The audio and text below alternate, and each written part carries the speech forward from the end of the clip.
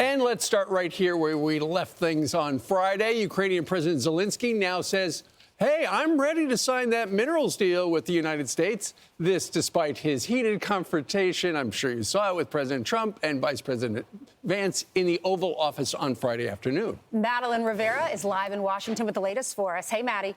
Hi, guys. Good morning. Yeah, despite that spat with President Trump in the Oval Office on Friday, Ukrainian President Volodymyr Zelenskyy says he remains confident that he thinks his relationship with the United States and with President Trump can be repaired. And like you said, Steve, he is still confident and optimistic that they can reach a minerals deal with the United States. He still wants security guarantees, though, but Trump administration officials say security guarantees are contingent on a peace deal, and they don't even know if peace is possible at this point.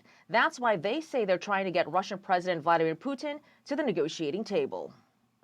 President Zelenskyy has thrown off the sequencing. And Margaret, let me tell you the most tragic part of this. The President Trump's idea for this economic arrangement was to further intertwine the American people and Ukrainian people and show no daylight. Treasury Secretary Scott Bessent says a minerals deal is currently off the table. To get it back on track, some Republicans and U.S. officials say a major reset is necessary, and they argue that task falls on Zelenskyy. Something has to change. Either he needs to come to his senses and come back to the table in gratitude, or someone else needs to lead the country to do that. I mean, it's up to the Ukrainians to figure that out. European leaders are grappling with the fallout after holding a summit with other European leaders in London over the weekend. UK Prime Minister Keir Starmer announced the outlines of a plan to end the war. The Associated Press reports the proposal would keep aid flowing to Ukraine and continue to arm them from any future Russian invasion. Starmer reportedly says the UK is ready to put boots on the ground and planes in the air, but the plan would still need U.S. support. Europe must do the heavy lifting. But to support peace in our continent and to succeed, this effort must have strong U.S. backing. French President Emmanuel Macron spoke to another French outlet where he suggested that a limited month-long truce may be possible in Ukraine, and he said troops could be deployed at a later stage. Lauren, Steve, Ryan, and Ainsley. So, Maddie, when he left Washington on Friday, he said, I was not ready to sign that deal. 48 hours later, I'm ready to sign that deal, right? Yeah, you know, we saw documents of this deal on Friday. Our Jackie Heinrich sent it out, but they were not signed. Of course, that means nothing was completely agreed to. But look, obviously, Ukrainian President Volodymyr Zelenskyy, he was told reportedly by some of his advisors about how to approach the president here. And clearly, he did not follow that suggested approach. Now he says he's ready to sign the minerals deal. We will see if that is going to be happening at all. Thanks, Maddie. He was going to sign the deal if they got through the press conference. That's all he had to do was get through the press conference. The whole thing was Don't done. take the bait. It wasn't going to be. He wouldn't have shown up. He wasn't going to sign the deal. So that was a done deal. So as Jack Keane brought up, who might be his biggest supporter in terms of who he blames in Mark Thiessen's column today, he said, Jack Keane says, the only answer to the question he should have understood going to the Oval Office is, the only answer to the question is, thank you, Mr. President. I'm going to work with you to achieve a peaceful end to this war, period. I understand he's literally at war for 3 years. We know people that come back from war after 6 months, they're not the same. He's not a typical leader. And I'm not making excuses, but he goes to the front lines every day. Those 20,000 kids that were stolen, he knows those parents. They're sitting there in Russia. He knows most of the maybe 600,000 troops or 500,000 troops that are no longer on the battlefield, dead or wounded. But his stress is unbelievable. But why an aide next to him says, hey, let's not, maybe this isn't a good time to show up. He didn't have to show up to that. He could have had that, they could have signed it, sent it, it could have been done. And all the pressure would have been on Russia, because all indications are Russia doesn't want to sit down and do anything. What their early demands were are a non-starter. Well, he was told to show up at the White House in a suit and tie. It was specific from the White House, according to Axios yesterday. It's true. He was told show up in a necktie. He was told by Lindsey Graham before the blow-up, hey, don't take the bait. If the president says something that you disagree with, don't blow up. I heard Peter Doocy report yesterday from this couch that his sources inside the White House said that there will be no deal until Zelenskyy absolutely apologizes for what he did the other day. So I've reached out to one of my sources in the administration, and this was on background before, but I said, can I share this? Because I was there 2 days before at the White House, and they were working the deal, and they said, fine, share it. They were going back and forth about this deal with Mike Waltz as well as Marco Rubio. Now, you got to understand the dynamics that were working. First of all, he skipped the meeting with Scott Bessent when he went over to Ukraine.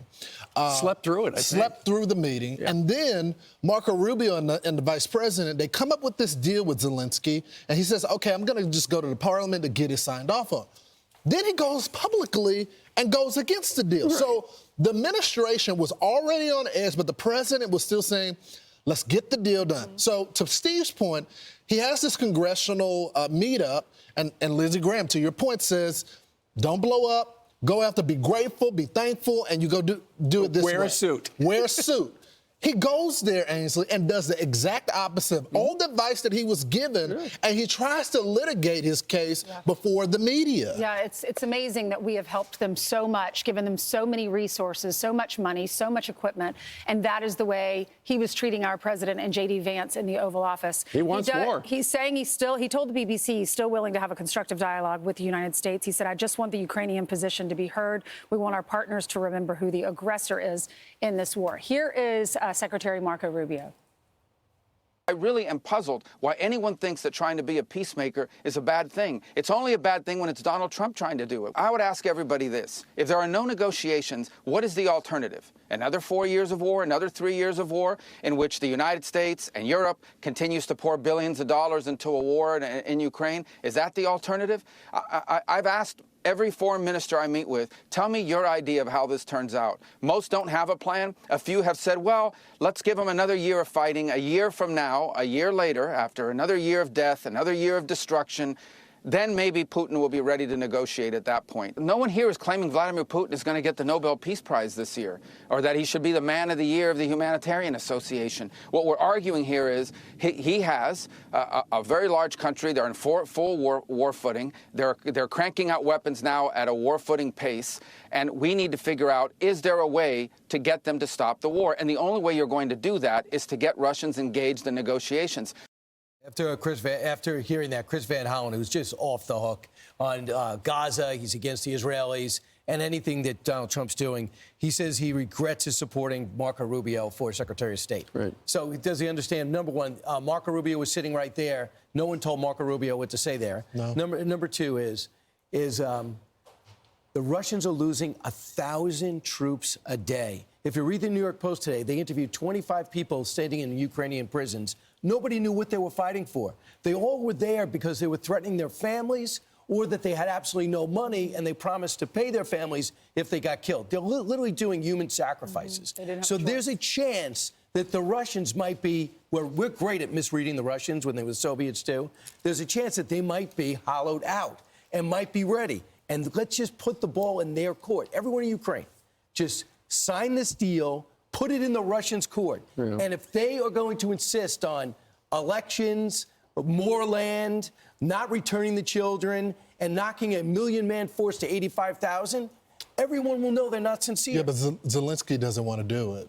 And I think that's the problem right now. He's showboating. He went over to the EU and tried to get all of their support in the sense of to put pressure on the president. Right. And then you got the PM as well as the ambassador, the UK ambassador to the United States say, okay, we're going to be there with you, but we still need the United States. And so I think there's a major miscalculation from Zelenskyy's part. He still wants to fight this war. Right. It's unwinnable. More people will die as a result of it. And the president's saying, like he said in the Oval, I want you to be more on our side. The president said, I can't get a negotiation. I have to be in the middle. But I'm signing a minerals deal with you. That is your strategic support. But that's not enough for Zelenskyy right now. That's right. Netanyahu has to deal with his right wing.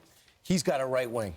And there's a right wing of Zelenskyy that says, you better not agree to stop fighting. They invaded us. They killed our families. They're destroying our infrastructure. We're doing damage. Well, so he can't just, he is not a dictator. And he is still dealing with a democracy and a parliament. It's still unclear, though, if Vladimir Putin will agree to a deal. Oh, That's you my got, point. Well, here's the thing. Yesterday, the foreign minister of Russia, Lavrov, said that he saluted Donald Trump's common sense on the issue, even though they don't align on everything. And also, the foreign minister spokesperson said that what happened in the Oval Office was a miracle of restraint, they said, the Russians did, that Donald Trump and J.D. Vance did not punch Zelenskyy in the nose, essentially, will he address because this of tomorrow all night? that.